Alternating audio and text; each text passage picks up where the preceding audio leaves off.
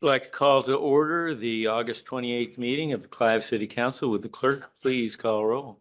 Mayor Edwards, Here. council members Weaver, Here. McCoy. Here. Klein, Here. Hawker, Here. and Judkins is absent. Very good. Would you all rise and join us in the pledge? I pledge allegiance to the flag of the United States of America and to the republic for which it stands, one nation, under God, indivisible, with liberty and justice for all. Next up, we have approval of the agenda. I'm not aware of any changes. Move approval. Second. Motion second, approve the agenda. All those in favor say aye. Aye. Opposed, nay. Our agenda is approved. Next up, we have our citizens presentation. This is the opportunity for anyone to address the council on an item that is not on the agenda. Pete, if you could check to see if we have anyone online, and if there's anyone in the chambers, we ask them to approach the podium and identify themselves. There appears not to be a rush toward the podium from the chambers. Do we have anyone online, Pete? For those participating online, you can get our attention in the council chamber by using the raise hand function on your Zoom screen. At the bottom of your screen, you'll see a reactions button. Touch that, and then you will see the raise hand emoji. And while Pete is checking on that, I'll remind everyone that we follow the pillars of character counts and expect everyone here to adhere to those. I do not see any hands going up, Your Honor. Very good. Now we'll move into presentation from the fire department. Clay.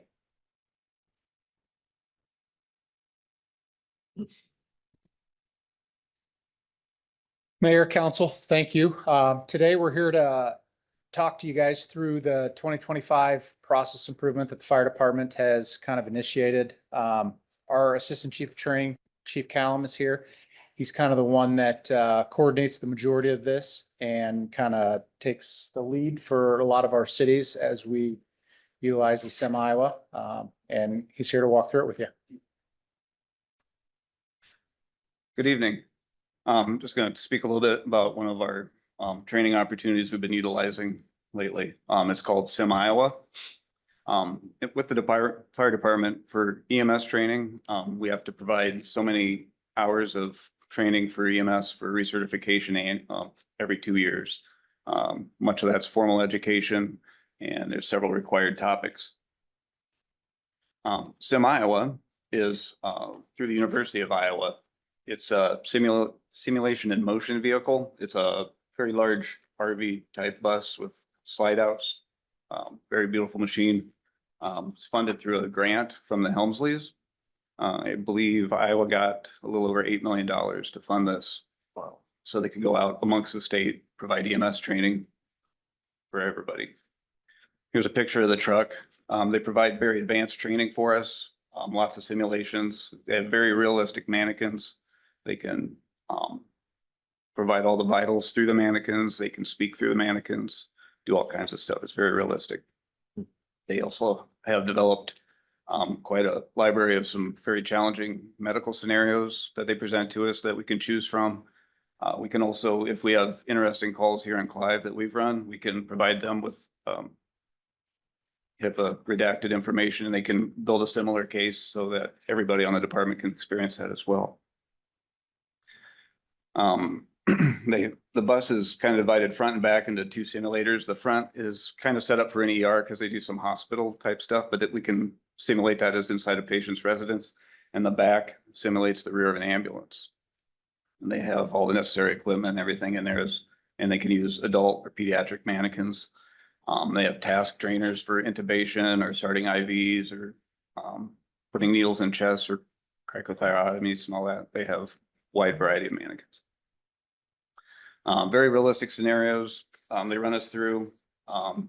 Anybody that's been around might notice the guy in the picture. He's actually one of our past part-time assistant chiefs, Dave Lyons.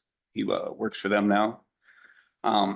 We can take a skill that we want to refine, and we can build scenarios around that. If we have changes in protocols or new medications, we can build scenarios and incidents around that as well. We also invite our neighbors, Windsor and Urbandale, to come participate and rotate through these. And sometimes we mix and match crews, which builds team coordination, especially with some of our closest unit response strategies. That works very well. Also provides a very high level of training, which just betters our care for the citizens as well. We currently have them scheduled quarterly to come out in Clive in January, April, July, and October. And then Urbandale, who we invite up, they schedule them the following month. So we actually get to use them 8 times a year. It's very good. So far this year, we've accumulated 110 hours of training for our medics using Sim Iowa. And this is at no cost because it's all based around the grant money. Looking ahead, we're continuing to use them in 2026 and already have that scheduled out as well. And Urbandale also. So we'll have 8 more opportunities to do this again next year. And we're exploring some opportunities to expand on some of the topics and the frequency of getting them in. And look forward to continuing collaboration with our neighbors for this fine EMS training. Thanks. Anything? One of the most unique challenges we face in the EMS world is the practicality of the training. There's zero substitution for physically being in the back of an ambulance and challenging the medics. It's frowned upon to do these things on us, right? So the Sim Iowa lab is about as close as we can get to a true emergency in the back of an ambulance. One of the unique things that we found through this program was the more that we challenge the medics, the more they enjoy it. It is truly hard to replicate this doing an online training or something even remotely in our training room. I believe the cost of one of these trucks is a couple $1 million. Yeah, it's about 1.5 to 2 million or so, including the truck, getting it all prettied up, and then all the mannequins, equipment, electronics. And the middle of the bus, it's kind of a little command center. They have computer screen set up and they have cameras set up where we train, and they watch us and they interact through the mannequin talking. We can ask the mannequin questions, they respond, and they can use the computer to dial the vitals up and make the mannequin change what it's doing as we're treating the mannequin. So we get real life feedback on that. Well, Provides us an incredible realistic training opportunity. And it's neat that we can train with our neighboring jurisdictions and kind of switch shifts up and whatnot. So it's a pretty remarkable training asset that we have now, and it's great to be a part of it. So with that, I'll answer any questions that anybody may have. Eric? Yeah, thanks. Great presentation. I'm familiar with the Helmsley Foundation, having worked with them in a previous career, and they provide both life-saving equipment and training all across the United States. So it's a great partnership with the Helmsley Foundation. I'm really impressed with how we're working with Urbandale with this lifelike training. Again, another example of how we are collaborating with our neighboring departments to provide better training and more realistic training and costs of scale as well. So really appreciate the great work, Chief. I have a question. Good. So Chief, sounds like an amazing program. I'm assuming Semi was not working with every municipality. So how did we create that relationship with them? How did that come about? I believe Semi was relatively new to the metro area. And I think that as it's being put out there, it's getting more and more familiar. I do believe that there's multiple Sim Iowa trucks that kind of. there's 3. Chief, come up to the mic so the Zoom can hear you. Sorry about that, forgot. Yeah, they started out with a initial truck and got that going initially, and then added 2 more. So there's actually one for Eastern Iowa, one for the central corridor of Iowa, and one for the Western. And sometimes they'll bleed over if one gets really busy. And we kind of got aligned with them. I mean, mostly just because there's some people that we know that actually staff and work on the trucks. And it's, I got talking with them at a conference. It was on display too, and found out how easy it was to just get a hold of them, schedule that and bring them in. They have a very efficient process and they're so easy to work with as far as getting dates and times, and they'll come out at 8 in the morning and stay till we get all the stations run through. It's fantastic. Thank you. Anything else? Great job. All right, thank you. Next up, we have consent. Move approval. Second. Motion second on consent. Further discussion. Being none, with the council please vote. And would the clerk please post that vote? And that is approved by a vote of 4-0. Now we'll move into the action items. First, we have a public hearing on the City Hall renovations. Did we publish the appropriate public notice? Public hearing notice was published in the Des Moines Register on August 11th, 2025. Very good. Matt? Thank you, Your Honor. Tonight, we have a series of actions following the public hearing related to the City Hall renovations project, the Phase 2 portion of this project. You all are sitting in the completion of Phase 1. Number of actions tonight, including approving plans and specs and receiving bids. We, on August 5th, received bids for this project. We had 5 bid packages, received some really good bids for those bid packages, although we only saw one bidder for bid package number 2. And because of that and some other irregularities in their bid, we are going to be at the end of the action item seeking to set a new public hearing to rebid just that construction contract, bid package number 2 associated with this project to make sure we're getting competitive bids since we only had one bidder and they had some irregularities. But out of the 4 bids that we did receive on the vast majority of the project, approximately 1.2 million, saw some really good bids overall, about 13% under what DCI and Drew with DCI is here for any questions that may come up for the construction manager. Saw some really good bids. And so we're excited to move forward with completing the renovations. Again, really focused on safety, security, first and foremost in the facility, also modernizing the work environment, both for the staff and for the public, as we've done here, as you can see with the Phase 1 space, and really happy with seeing a competitive bid environment. Also, following the construction contracts, have to continue the work with the DCI team on the Phase 2 portion as construction manager, as agent. Their contract for that effort associated with Phase 2 is on the agenda for your consideration, and staff would recommend approval. So again, really happy with the bids that we received. We have time to go ahead and rebid bid package number 2. It is not something that is going to hold up the initial start of construction. It actually, that aluminum frames and glazing package comes a little bit later in the project anyway. So we will be fine with starting our schedule again late September. Last week of September, a couple of things will be happening. Again, if we move forward with the construction contracts tonight, we'll be reconstructing also at the same time. Your next council meeting will have the public hearing for consideration of bids of reconstructing the entry drive. So we'll have some closures for the facility to get that entry drive reconstructed, but will also give us the ability to start on some of the demolition work. Middle of September, around September 15th, 16th, we'll start to have staff in the lower level of the facility start moving over to the Harbach Center. So as the council is aware, the leisure services team, when the Phase 1 work was happening, was mainly housed over there while we were still operating the library. They've now since moved over here into the Phase 1 facility, portion of the facility. And then we'll have administrative services, community development moving over to the Harbach Center during the Phase 2 construction. So everything's in motion. A lot of things are getting boxed up. And if the staff team has been working really hard to prepare for those transitions. And we're also queuing up a number of communications to the public and our customers for those changes that will be happening for the lower level. So with that, Your Honor, staff would recommend approval of a series of items associated with this action and would be happy to answer any questions. Any questions for Matt?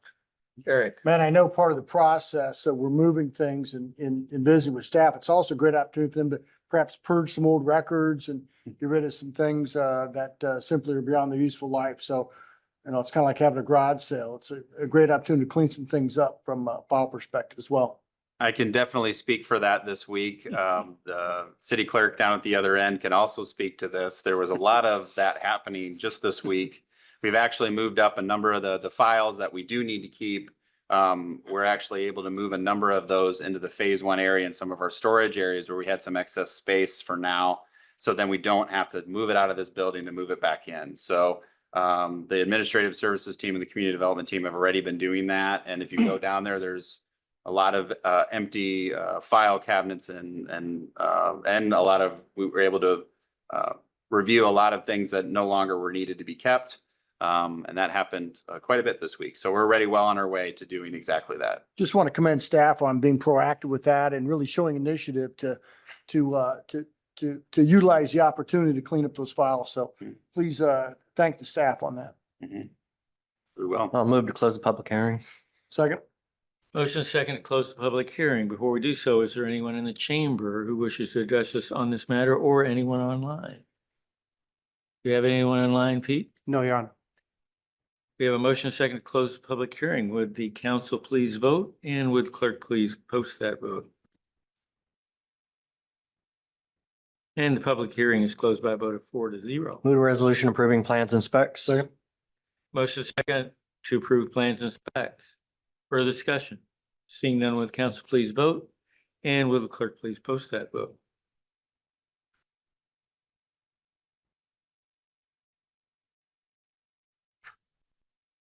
And that is approved by a vote of 4-0. Move to receive the bids. Second. Motion is second to receive the bids. Further discussion? Seeing none, will the council please vote? And will the clerk please post that vote?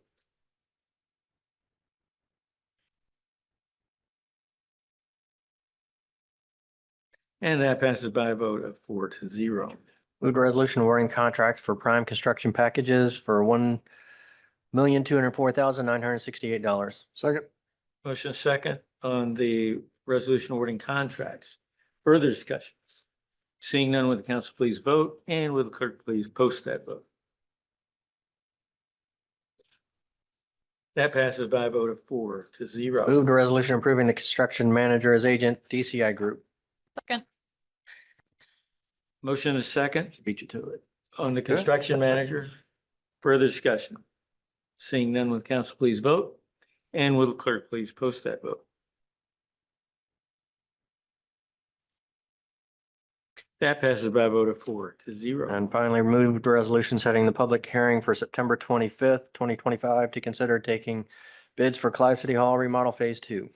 Second. Motion is second on setting public hearing. Further discussion? Seeing none, will the council please vote? And will the clerk please post that vote? That passes by a vote of 4-0. Next up, we have a public hearing on the sanitary sewer easement. Did we publish the appropriate public notice? Public hearing notice was published in the Des Moines Register on August 20th, 2025. Very good. And are you bringing in Jeff? Jeff, you should be able to go ahead and share your screen. Mayor, council, good evening. Let me try Good that evening, again. Jeff. Good. We can hear you. All right, can you see me now? It says I'm sharing. No, we're not seeing you.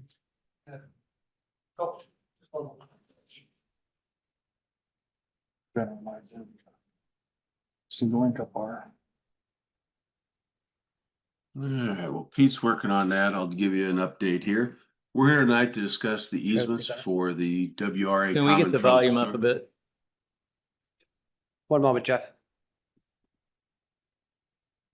Okay, now we've got the diagram. Now I've got the diagram. Now can you hear me? We need to get that boosted just a bit. I'm up to 99 on mine. There you go. There you go. Okay, go All for it. right. Mayor, council, good evening. We're here tonight to talk about the easements for the WRA Common Trunk Sewer, Phase 1.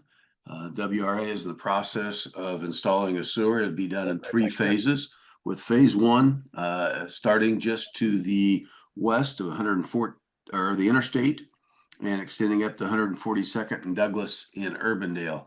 What you see on the screen here is the kind of the middle phase of it, with Hickman running east-west in the middle and 128th north and south on the right side of the diagram there.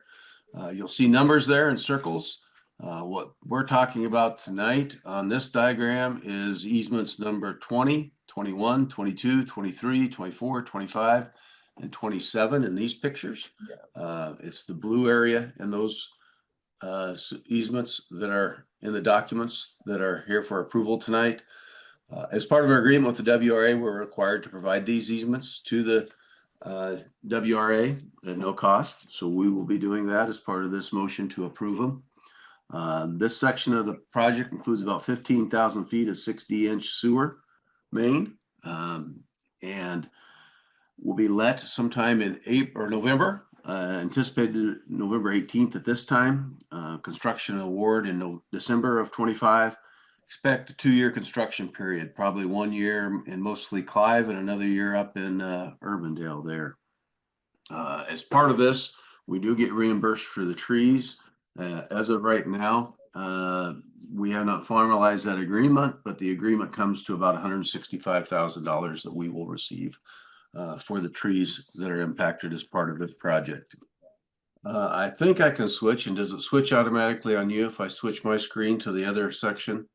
No, I'll need to do a little bit of catching up with you, Jeff, but go ahead. Which one are you switching to? I just switched to the next part of the easements that go all the way over to I-3580. You can see Yep. where the phase ones are. We can see those. Okay, so now on this page, kind of in the middle, 30, 31, 32, 33, 34, and 35 are where the easements are for the remainder of them. And that will include all the easements as part of phase 1. Phase 2 is anticipated to be bid currently next year. That will start down around 73rd Street and extend up to where this project starts this year. So with that, I'll be glad to answer any questions and present to you the easements for approval. Ted? So Jeff, you said a 2-year construction period? Is what's anticipated for phase 1, yes. Phase 1. What is this going to mean to the Greenbelt Trail in this area? The impact for the trail will probably be a good part of 26. The trail meaning it's going to be closed for all of 2026? Not all of it, but a good part of it. I don't think But- Richard, but if you got something more, go ahead. In this, but I'm in this specific area behind Campbell Park. Yeah, so I can try to address that a little bit more. There's 2 spots where the trail will be impacted as part of the phase 1 project. One is just east of the bridge itself, and the second one is just south of Hickman, where the trail goes up and connects to the Raccoon River Valley Trail. So when you split off to go towards Country Club, Dayton Right. Boulevard, and then right to go north to Hickman to connect to the Raccoon River, Yep. they'll cross the trail once there, and they'll cross the trail once here, just east of the bridge. The hope is that the closures will be limited to around a month or less when they do that, where they'll cut the trail, they'll dig up the pipe, dig up the land, put the pipe down, and then they'll probably put a gravel surface over it to get the trail back open.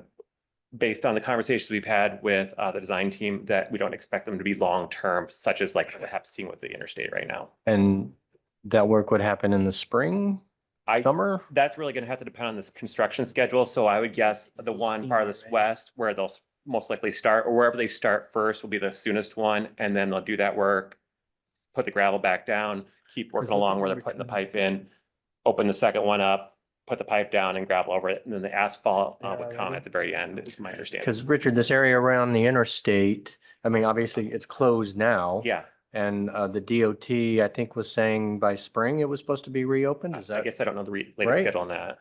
Because what I'm concerned is Yeah. we're going to reopen it and then we're going to reclose it soon thereafter, right? Yeah, So is there a way to try to, I know we don't have control over that, but Mhm. it would be nice if we synchronize those in some way.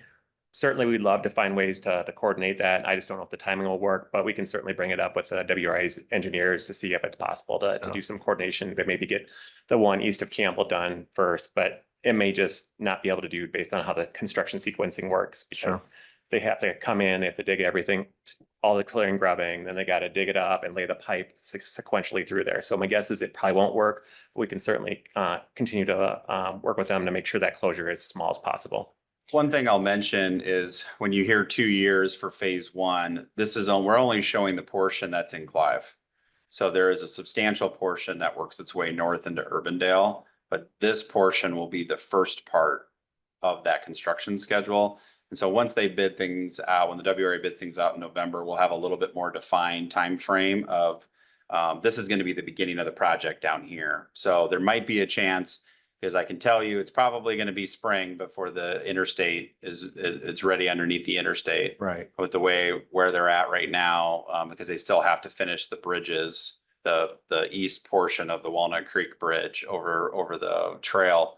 And so there might be a chance here where if they're starting on this east end at the beginning of the winter and early spring months, that they can get through this portion that you see on the screen that crosses the trail just east of the Campbell Park Bridge, that then we have very limited impacts from that crossing because the interstate's closed anyway, because we already have it closed up to this point right now. Right. And so, I That would be mean, the goal if we could. again, I understand it's out of our control, but It is. Unfortunately, both projects are out of our control. yeah, I know.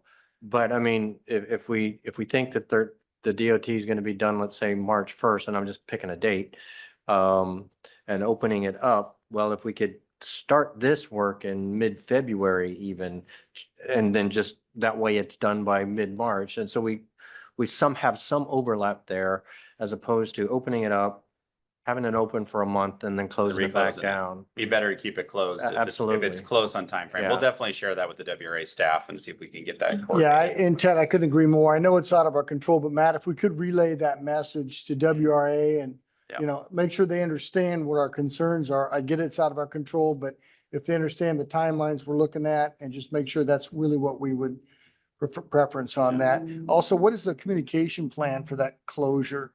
Walk me through that. We'll be using all of our standard communications platforms for the city.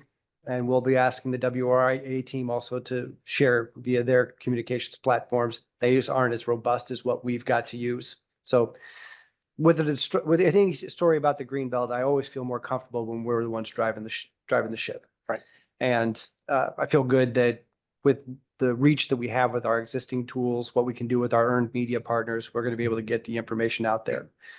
I will say, and I sense this a little bit from you, Councilman Weaver, you hearing it from constituents yeah, too. There's a yeah. lot of just, come on, let's Yeah, get let's this get it back. over, Let's get yeah. the trail back. We love the No trail. doubt about it. And so we're asking for a lot of patience right now. We're going to need some more, but we've got the trust with our audiences, I think, right now to be able to keep everybody sort of on the team, everybody working in the same direction, and I'll have them help everybody understand that when they get this done, we're going to have something better.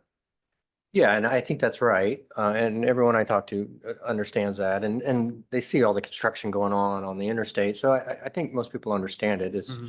just all the start stop would be frustrating, I think. Absolutely. So, One thing I We'll will do our add. best to, Go we'll do our ahead. Go best to coordinate, and as Matt pointed out, and as I mentioned earlier, you know, my anticipation would be that the portion in Clive would be done in year one, and they would be on into Urbandale and cleaned up with us by the end of year one, which would be 2026.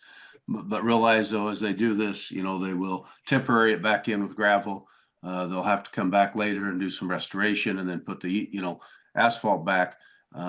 You know, I don't think we want to keep it closed all that long, but there will be some incremental impacts throughout the year as we try to get it back and finally get it completed.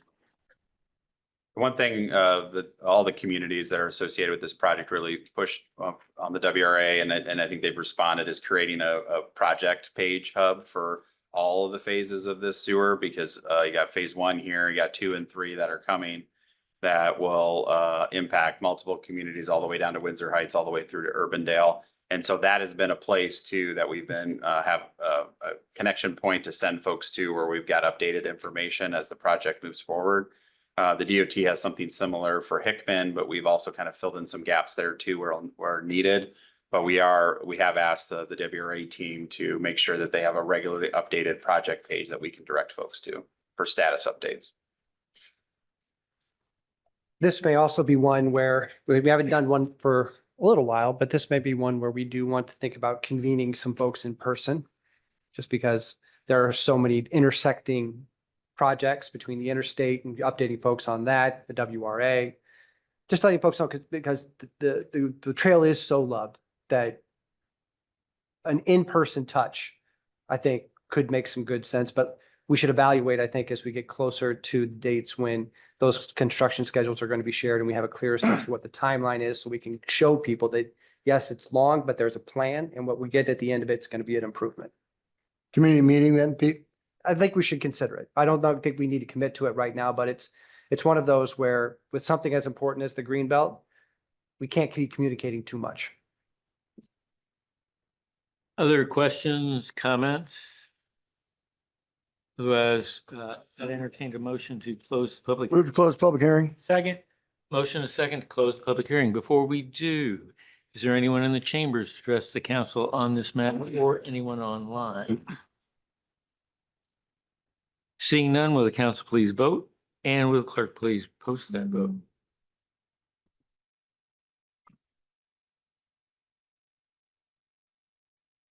Public hearing is closed by a vote of 4-0. Move the resolution approving grants to certain permanent sanitary sewer easements, parcels 21 to 25, 27, 30 to 35 to the Des Moines Metropolitan Wastewater Reclamation Authority, the WRA Common Trunk Sewer Phase 1, Joint Trunk West, Phase 14, Segment 4 project. Second. Motion and second on the resolution. Mouthful. Mouthful, yes. Further discussion. Pete, on that one, I do like your idea of us taking kind of the lead a bit. Not WRA will have a landing page, I assume, but perhaps we can meet with them ahead of time and kind of put our expectations out there of what level we would like to see, and I think everybody else will benefit from that. Over communicate. Yeah, and hammer your page like you always do. Yeah. Further comments or discussion? If not, would the council please vote? And will the clerk please post that vote? She barged in on my second. That resolution passes by a vote of 4-0. Next up, we're talking about the 86th Street pavement repair project. Did we publish the appropriate public notice? Public hearing notice was published in the Des Moines Register on August 11th, 2025. Thank you. Jim? Thank you, Mayor. We received bids on August 14th for a small repair project on 86th Street that we're going to be completing yet this year. The specific location is between Harbach and Alice Avenue in front of Bruce Engine in the northbound lanes. The repair is needed because of a water main break in the same area earlier this year. We received 4 bids. 3 of the 4 were under the engineer's estimate. Concrete company was Red Low. We've worked with them on several projects in the past and would be recommending award to them for the listed amount. Happy to answer any questions. Any questions for Jim? Ted? Jim, for those businesses along that path, is there going to be any times where they're completely cut off from traffic? No, Bruce Engine their main access is going to be down, the duck blind and Bruce Engine will have access from the south there, connecting through parking lots. Okay. We need to do both lanes because there was undermining in both lanes when we did the repair. So we'll also reach out to the, I'm not sure if it's a Jiffy Lube, but the oil change on the other side because their left turn will go away for a short period there too. What's the timeline on that project, Jim? We're looking at a late start date of October 6th. And 20 working days after that. So the month of October should hopefully be able to wrap that up. Thank you. Further comments or questions for Jim? Otherwise, I entertain a motion to close the public hearing. Move to close public hearing. Second. Motion second to close the public hearing. Before we do, is there anyone in the chamber address the council on this matter or anyone online? Seeing none, would council please vote? And will the clerk please post that vote? Public hearing is closed by a vote of 4-0. Move the resolution approving plans and specs. Second. Motion second on the plans and specs. Further discussion.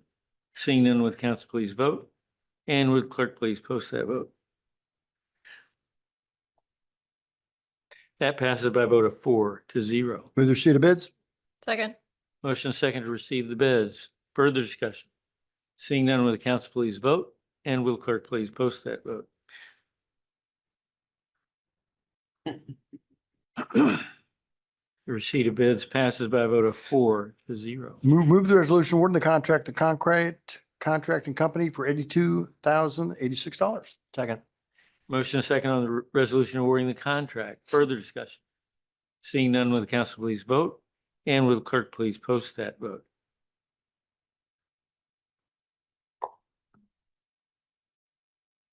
And that passes by a vote of 4-0. Thank you, Jim.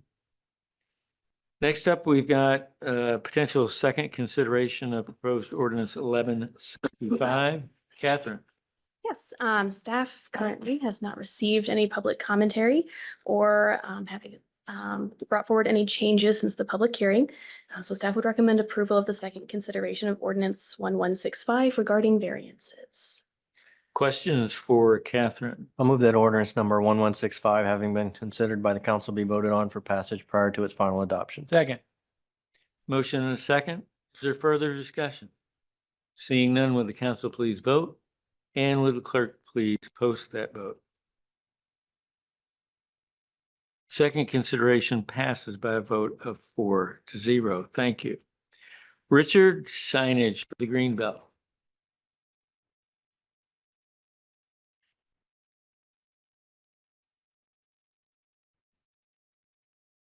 Whoa, look at that.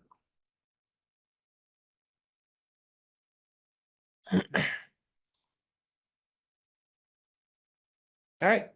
Mayor, members of the council, thank you for tonight. We're here to update you on the construction at Greenbelt Landing across the street, if you haven't had a chance to take a spin over there, and show you the signage concepts for this site, including the donor recognition, as well as just kind of signage throughout the interior of the project. First, we'll start off with a construction update. So as we all know, July was very, very wet this year. That basically prevented almost no construction from happening out there other than a little bit of interior work in the community building. Finally, the dry weather, it started in early August, has really allowed contractors to start to catch up, and we're starting to make a lot of progress out there.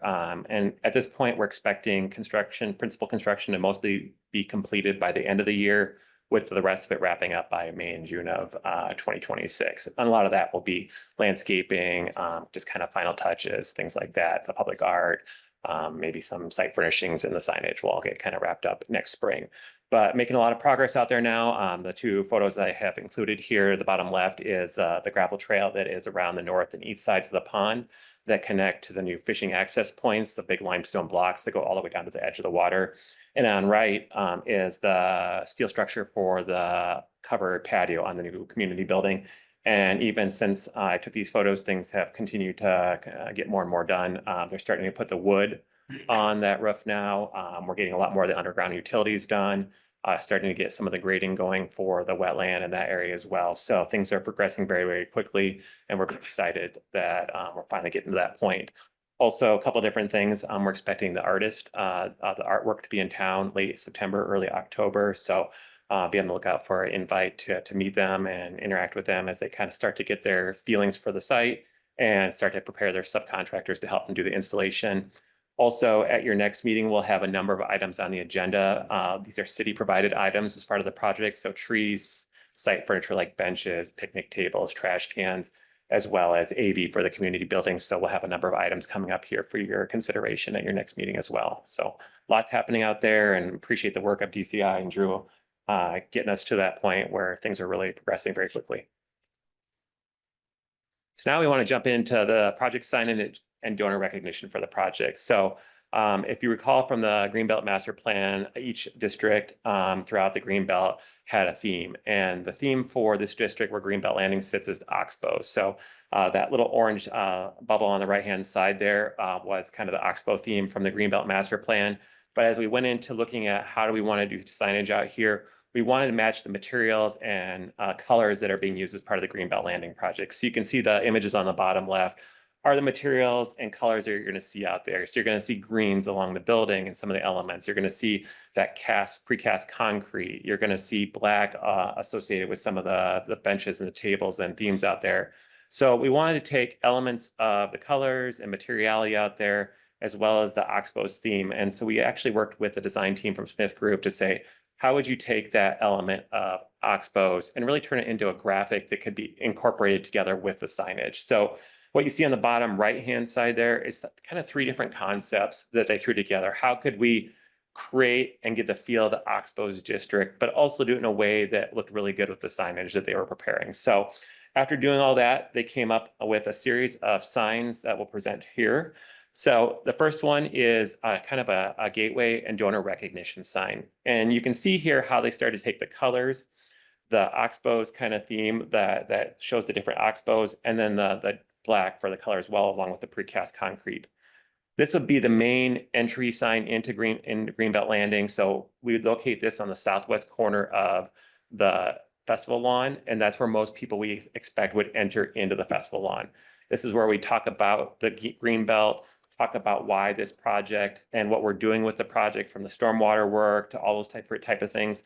And this would also be the spot where we'd recognize all of the people that helped make this contribution to this, to make this project possible. So if it was $100, if it was 500,000, or anything in between there, they'll get recognized on this. Next, this is our named donor recognition signage. These are the places where people have donated money to have something named after them. So there's 6 different opportunities here. 4 of them have names based on the donation they give. Obviously, the biggest one is the Ashley Oakland Star Playground, the Polk County Wetland Walk, the Polk County Festival Lawn, and the Opus Water Playground. We have 2 other options, the Food Truck Grove that won't have a name, it doesn't have a named donor at this point, and Accessible Fishing Pier, there's no sponsor. You know, Richard, I really like the name of the DCI Food Truck Grove. Just saying. There's a lot of good opportunities out there, and I like that too. But we do have 2 more additional name sponsors. If those come forward in the future there, the signs will be included as part of the construction package for the signage. So they'll be out there. We just had to add a donor name at that point. And you can see here just some scale on how big they are. And Smith Group mocked up actually one in person to see how a person would scale with that. Next is the stage. So this is the Mid-American Energy stage, thanks to the donation from Mid-American Energy. And working with them, we looked at different options, just like the one previous to that, or options up on the stage.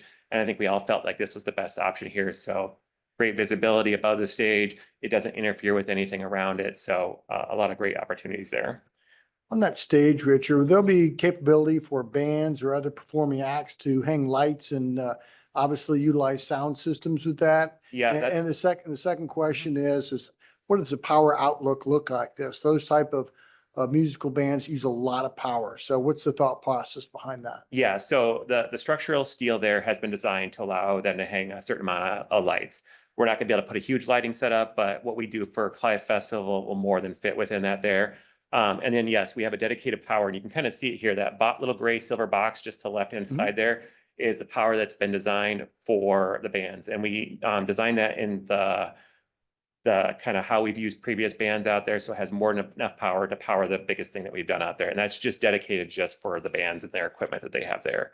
We also, the way that they plug in has also been kind of designed so that it works really well with what the bands do and how they plug in back there. So we're excited. I think that's going to work out pretty well.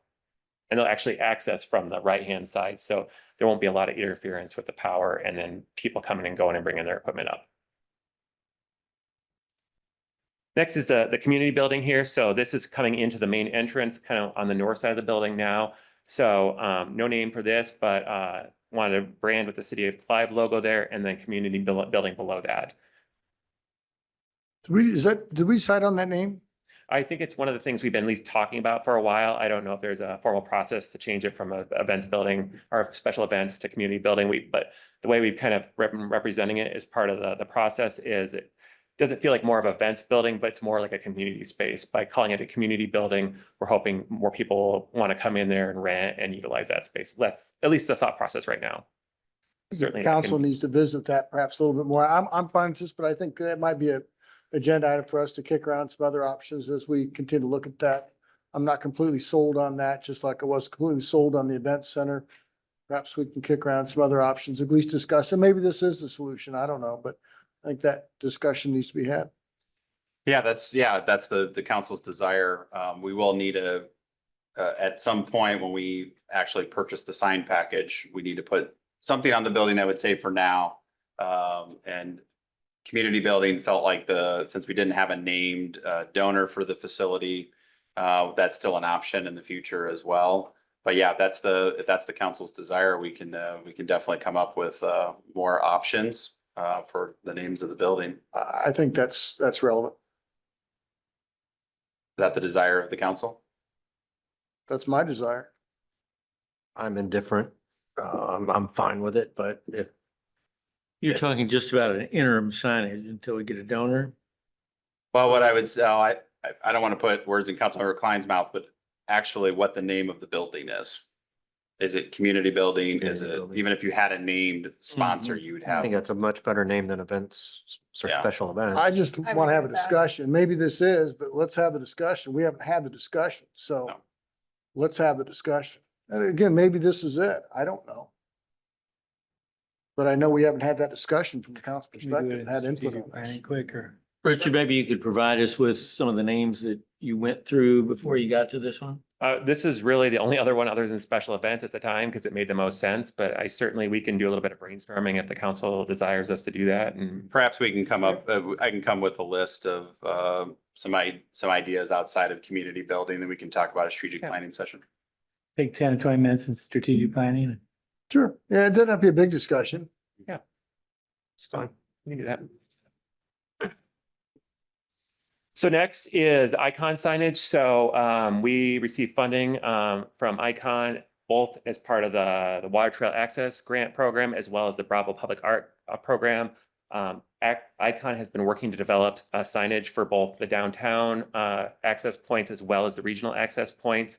And so they presented those to all the regional and downtown partners. And we think this is the best sign to utilize out of all that suite of signs that they have there.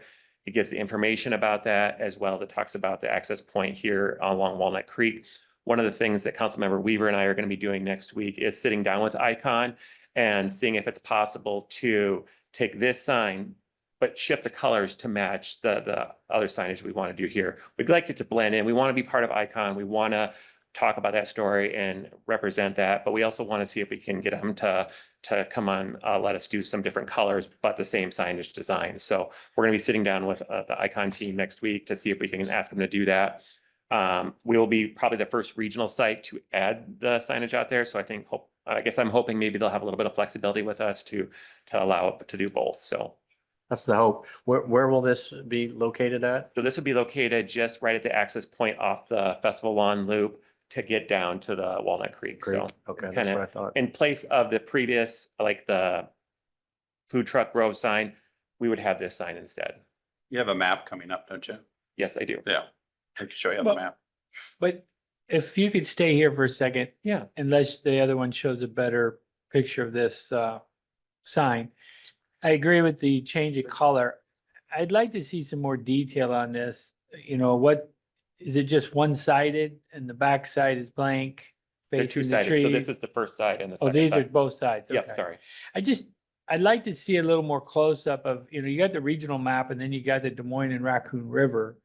I mean, what point of it is, I care about the Walnut Creek when I'm at the Walnut Creek, not about the Des Moines River. Well, the point is that this is part of the Icon system, and Sure. so you're identifying other locations within the Icon system. Yeah, so I think there's actually the ability. So And it'd be consistent across all of Mhm. those different access points across the region. This is the sign going everywhere. Well, I don't know if this is the exact sign, but the same design would be the same at different access points. Yeah. So that there's consistency regardless of where you're at. So that's the intent, right?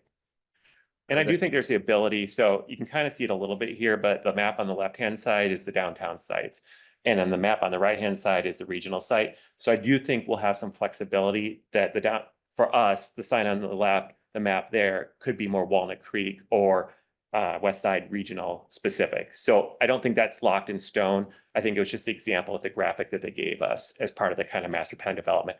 We'll work with Icon on all the text and maps on here to make sure that they work for our site. So we'll talk about Walnut I mean, Creek specific again, I stuff. think the point is that, that you identify for the visitor that you're at just one location in an entire region Mhm. of recreational possibilities. Sure. But the point is to traverse, What's that? Yes. to traverse. Yes. Go. Exactly, yeah.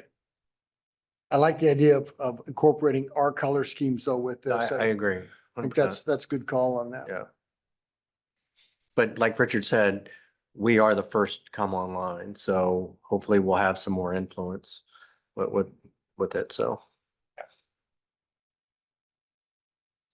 Next, I just want to talk about the Ashley Oakland Star Playground. So we're working with them on not just the location specific sign, identifying the playground when you're out there, but They also requested to have a little bit more information about Ashley and who she was and why these playgrounds are important. So we've been working on a secondary sign with a variety and Ashley's family to do out there as well. So this is kind of the working draft. We'll continue to evolve that, working with them, but just wanted to let you know, we're kind of also working with the family on that. So that's wonderful, Richard. Have we thought about, like, I know we're gonna have ribbon cuttings and all that kind of stuff. Having something specific to the Realtor community specifically for this, because she's very important to the Realtor community, and I think it would really resonate. So whether we have a special gathering for DMAR, Yeah. to dedicate this or something like that. I don't know if we thought about that, but I think it's something we should consider. Yeah, I think we kind of thought that the variety and the family would probably want to do something specific just for the playground. But as we get a little bit closer to that, we can talk to them and see and mention that as well, that you brought that up. Perhaps that gets added in as, because we figured that they'd want to do kind of a specific, just intimate ribbon cutting. Which is fine, yeah. And maybe that's where that additional expansion of that to the Realtor community is a part of that. Yeah, I think the specific one. Realtor community would like to be part of something Yep. with that dedication. That'd be good. And that's a very interesting audience for us to think about engaging repeatedly year over year, because they do so much work in the city of Clive, Sure. helping people, families get situated and move on to other spots as well. So Yeah. that could be an excellent way for us to not only honor Ashley and the Realtor Association, but then use that as a platform for updating other people on other things happening. in Clive. Absolutely, 100%. Yeah. And make them aware of a major quality of life amenity that we're adding to our community. Right. That's Yeah. an important part of why people move here. Right. So public art signage. So one of the things we want to do is talk about the public art and kind of have the artist statement. So this is a sign that'll be placed not by the public art, who the artist is, what is kind of their artist statement when they developed this concept for our site, and then donors. So you can kind of see here. So typical what you'd see maybe in a museum, when you're looking at a piece of art on the wall, we want to do something similar to that and put it right next to the piece of art. So you can kind of see the proposed we have here and then kind of how's the scale of that on the right-hand side. What's the material of this signage? So it's an aluminum and it's probably a powder coated black with probably some sort of text on it. I don't know what the material of the text is at this moment. Yeah, but that's fine. a durable type of Aluminum. text. Okay. Richard, the folks designing these, have they sort of run their text and all of their design choices through some of the plain language rules and compared it to some of the best government practices for their text and font? I don't know if they have, but I can ask them for sure. I know they took a lot of this from our brand standards. Okay. So they pulled all that from the brand standards. Okay, this is one where we may want to do a little bit of checking. Okay. For the council's awareness. There is increasing scrutiny for government agencies now for making sure your web content and other content that you create is accessible. Mhm. And sometimes that has to do with the contrast between print and the background. Sometimes it has to do with fonts. It can get very specific. So Molly and I, as we're thinking about the website, are putting quite a bit of time into this, thinking about this. But it probably behooves us, as we're making very permanent signs Yeah, here, to absolutely. make sure we've got all of our text right, but also all of the design elements right. Yeah, we can absolutely do that. Richard, what's the date when we think we'll have aquatic dance finished, installed, ready to go? Yeah, so we're thinking that that's probably going to be one of the last items that's completely installed. We're hoping to get foundations and maybe the first steel parts put up this fall.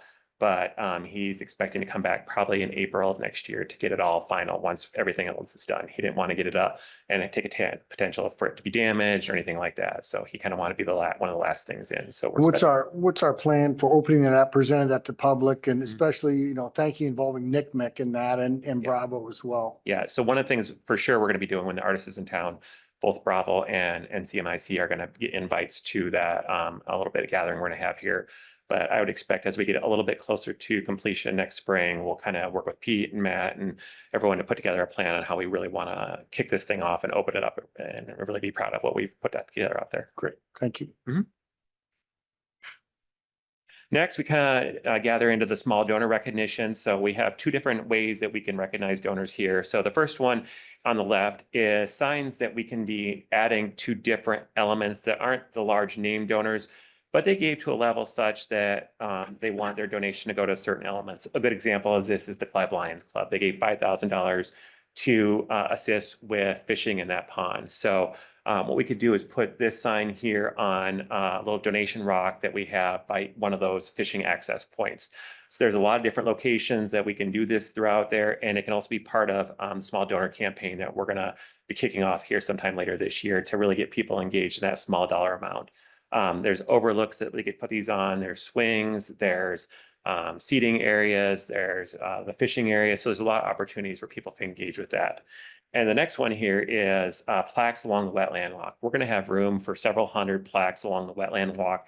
This is a really low end opportunity if people wanted to be part of the project or have their name somewhere along the green belt, that they could buy a plaque for someone, a loved one or a family or something like that, and put it out there. So we're excited that this could really allow a lot of opportunities for people to be part of the green belt and have their name out there somewhere. I know those are very popular options in Des Moines with Grays Lake Bridge, the Riverview Bridge, some of the other park facilities across the community there. And I think it'd be very popular here as well.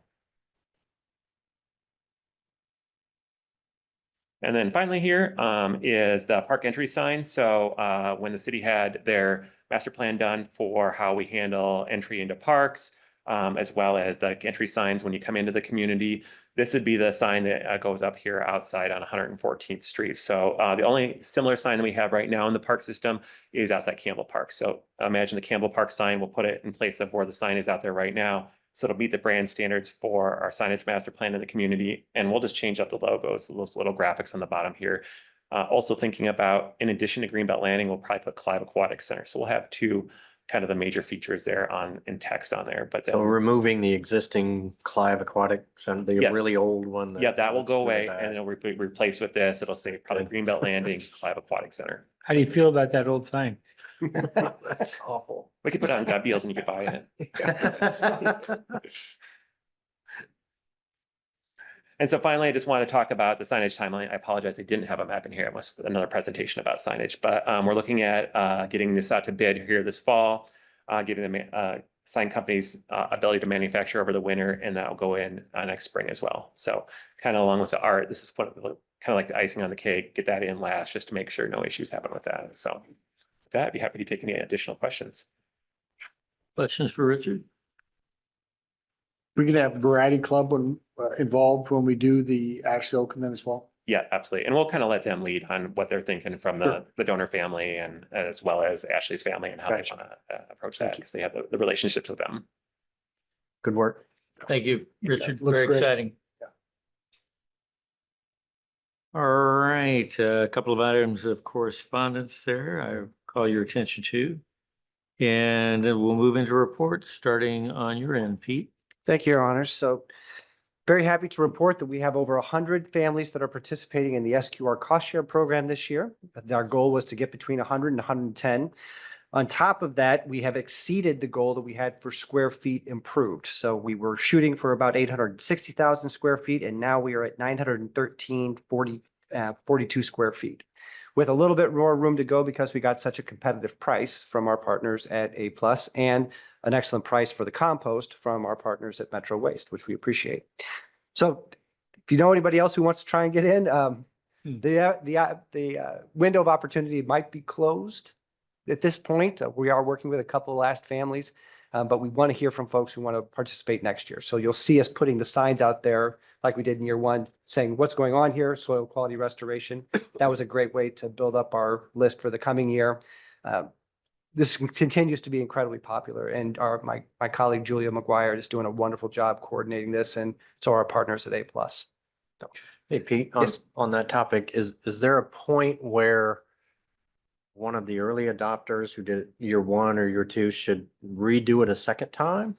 it's going to vary from yard to yard, but we have repeats. We had repeats last year too, and we're Really? happy to work with folks who want to continue to maintain that good ability of their lawn to catch and So we don't have a infiltrate water. recommendation of every 5 years or every 5 to 7 years or anything? That's like one that? where we need to leave it to the landscaping professionals. It's going to vary too. So if you built a fence and you had a bunch of equipment going across your yard, compacting it, Sure. that's going to undo some of that good that you had from the initial aeration and organic matter going on it.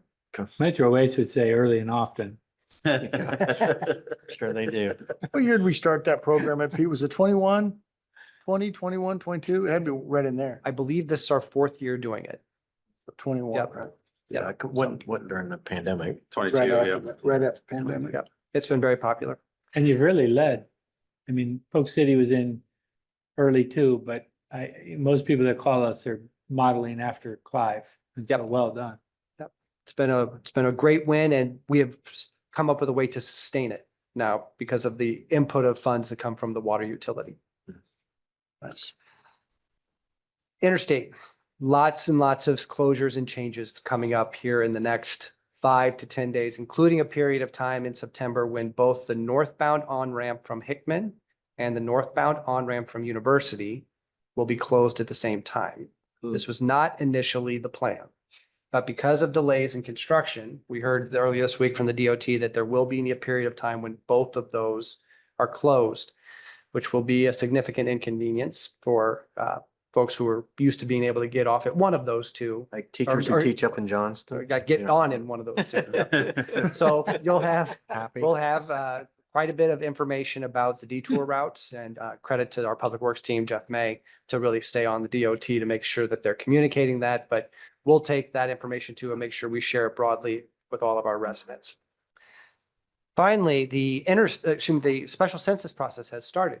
So if you live in pretty much any neighborhood that's west of the interstate in Clive, you will very likely be getting a piece of mail, should have already received a piece of mail. Yeah. I've received mine. I know Matt's Received mine. received his. Yep. So as you are hearing from residents about the special census, if you can emphasize with them, go to cityofclyde.com to get more information. This is really important to get a good count because it means a lot of important funding for Clive, specifically for streets. We found that that is a really powerful message for residents who are maybe a little suspicious of this, but you can tell them their information is going to be secure, safe, will not be shared. We need this an accurate count for Clive for a host of really important reasons. So that's important storytelling for us to be doing all through the month of September. As we get to the end of September, if you've not completed your surveys, then you will be on the list to be visited by folks who will be going door to door, asking for folks to complete the special census. The more people who do it online, though, the better our chances of getting a great accurate count. Anything else, Pete? That's all I have, Your Honor. Bree? Nothing. Ted? Nothing tonight?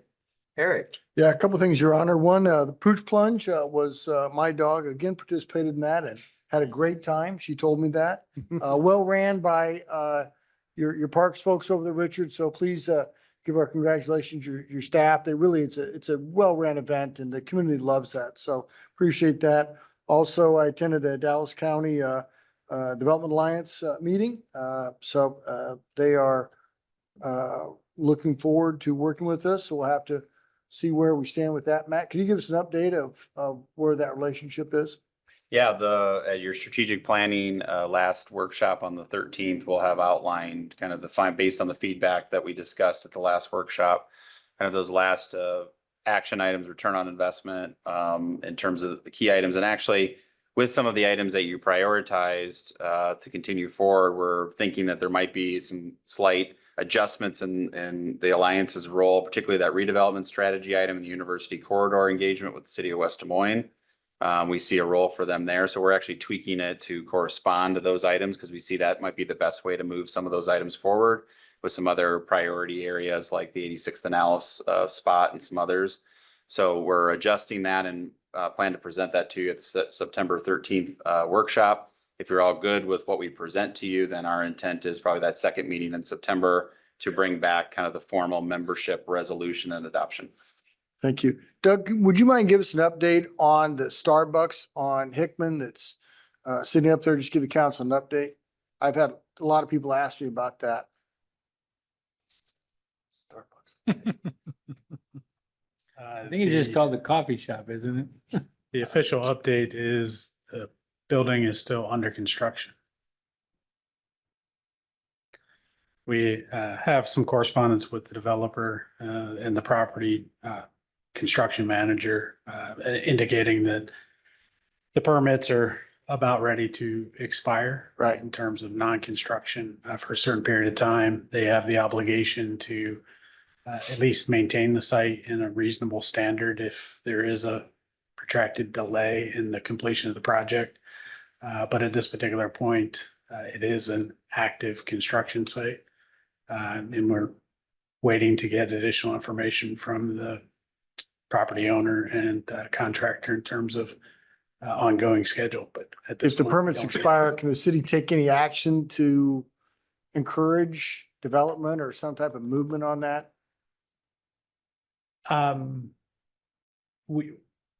Our focus will be on ensuring that the site is in a reasonable condition in accordance with standards.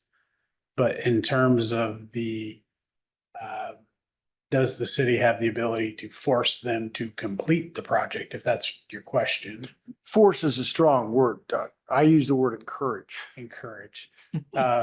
We will certainly continue to have conversations. I would assume with the amount of money that's being invested, the construction loan that is certainly on the project, I would guess that the reality of the market will probably have more influence than us asking them nicely. Let the power of the market, right? Let do the work. Thank you. I'm getting a lot of requests on that. It's just a shell and it's just, That's the one by Fairway? Yeah. yeah, right there. Okay. So, final quick question, Richard, quick question for you. I've had some citizens ask me about the park closures on October 1st. Is for the shelter houses? Yeah. Is that correct? Yeah, usually we start shutting them down about October 1st. Some of them will stay open a little bit longer, but that's kind of when we tell people that's. So kind of residents have asked me that it's still warm, they're still utilizing the trail. Why October 1st? Really, that's about the time where we lose the staff and the ability to do that. They're free to come and first come, first serve to use them still as long year round. So it's just kind of when reservations stop for the year. Are we flexible with that policy? I know at Wildwood Park, a lot of people use that. There's not, there's a lot of trail, there's not a lot of bathrooms on Yeah. that. That seems to be the main concern is the closing the restrooms at Wildwood Yeah. because you got to No. go on Waukee or go all the way down to Campbell. It's just a lot of space between that. Typically, we try to tell people is around that time period, but what we do in actuality is we watch the weather and see when the temperatures are getting under 50, 55 degrees most of the time. We can go down a little bit colder than that, but we just kind of watch the weather. So that's kind of, we tell them is that's maybe the earliest, but more likely it might be as late as November 1st, depending on what the weather That is. would be Yep. very much appreciated. I know Yeah. for the residents in that neighborhood, that's a key park right there. They use it all the time for walking and just to have those restrooms shut down is an inconvenient to citizens in that area. So the later we can open, to keep it Yeah. open, I think the better off we are. Obviously, we don't want to compromise our ability with freezing temperatures, the plumbing or anything, but it's a real asset of the community that wants to use the restroom along that trail. Yeah, what we'll do is we'll continue to monitor the weather. And when we feel like the 7-day forecast is getting to the point where we're getting a little bit of the red zone, then we'll put something on social media, just to let people know it's coming. But until you see that for sure, I would, just be watching the weather and as long as it's staying decent, it'll stay open. Okay, thank you. I don't have anything else, John. Mike? One item on WRA, we had a discussion, we had several meetings here in the last 2-3 weeks. One being the governance and the operating agreement, which are two separate items. They're moving along pretty well. I think it's down to a few little nuances in this thing that we can put it together. They're hoping to get this done by the end of this year, both of them. It is something that I pushed very hard on, was that one could not be done without the other. Because the leverage is taken away from us. If we give them their operating agreement, then they don't need to take quick action on the 28E.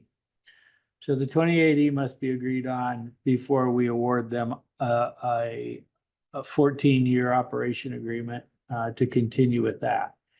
They're hoping to have that done by December 31st. We are hosting the city managers soon. I think in September, September, October, the city managers lunch will be hosted by WRA. And we'll give that to them, get the buy-in of city managers to then be able to bring it back to councils is what I thought would be the easiest way to shepherd that through quicker, right? Instead of trying to get everybody on this board and up to speed, get one on up to speed and have him bring us all up. on it. So that's a quick, aggressive timeline to get to every council and have them vote yes on both of those, but it should be coming pretty quick. And one might be in November, October, November, one might be in December, the votes, but they don't take effect unless they're both agreed upon. So that's changing of where the executive director answers to. That's a lot of pieces, how much Des Moines pays for utilizing WRA staff for snow removal and other parks stuff. Everywhere we WRA loans the staff out to Des Moines. That's all then labeled in there of what the cost will be to Des Moines, and a little clearer and a little more transparent than it's today.